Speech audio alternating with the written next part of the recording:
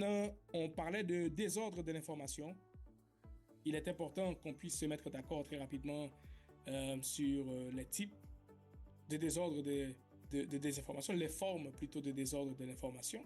Nous avons la mésinformation, qui est faux, qui est trompeur, c'est partagé sans intention de nuire.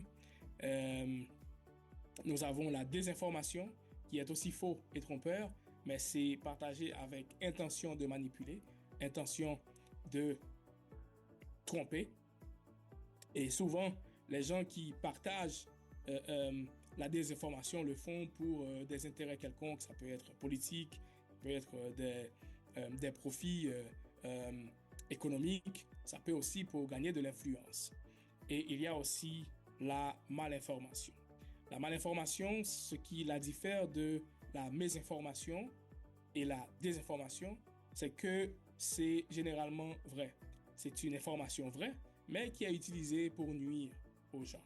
Et un exemple qu'on a pris ici, c'est le doxing, par exemple. Le doxing, c'est le fait de partager des informations qui puissent permettre de localiser une personne.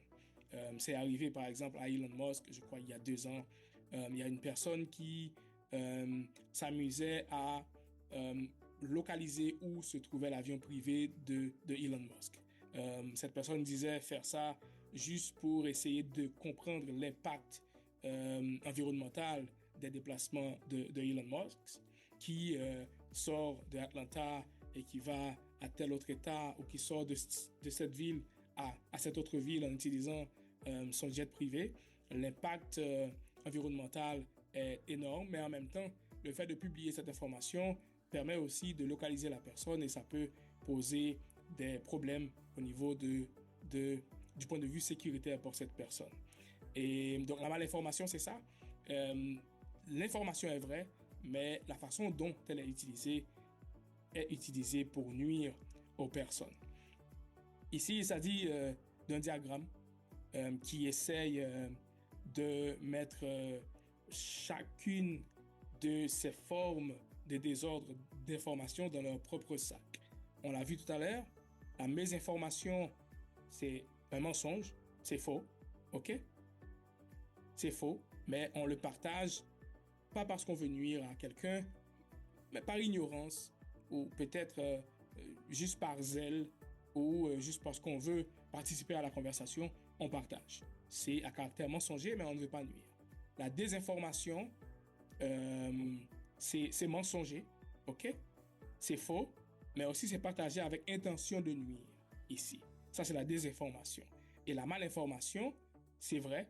Ça veut dire, tu vois, la malinformation n'est pas dans le cercle du mensonge. C'est une vérité, mais c'est partagé avec intention de nuire. Donc, entre les deux, on a la désinformation qui est à la fois faux, mais aussi qui est partagée avec intention de nuire.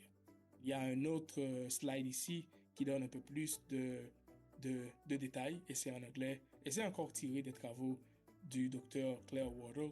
Cette présentation aussi va être disponible, donc vous aurez tout votre temps pour explorer et voir ce qui existe. Encore une fois, ici, il y a 7 types de désinformation ou de mésinformation. Encore une fois, tiré des travaux du First Draft dirigé par le docteur Wardle. Et on peut voir ici la satire ou la parodie. Parfois, les gens partagent de fausses informations sous forme de blagues. Il y a les contenus trompeurs, les contenus fallacieux, les contenus fabriqués, les liens erronés, les faux contextes ou encore les contenus manipulés. Tous ces types de mésinformations, de désinformation peuvent être classés dans l'une de ces 3 catégories.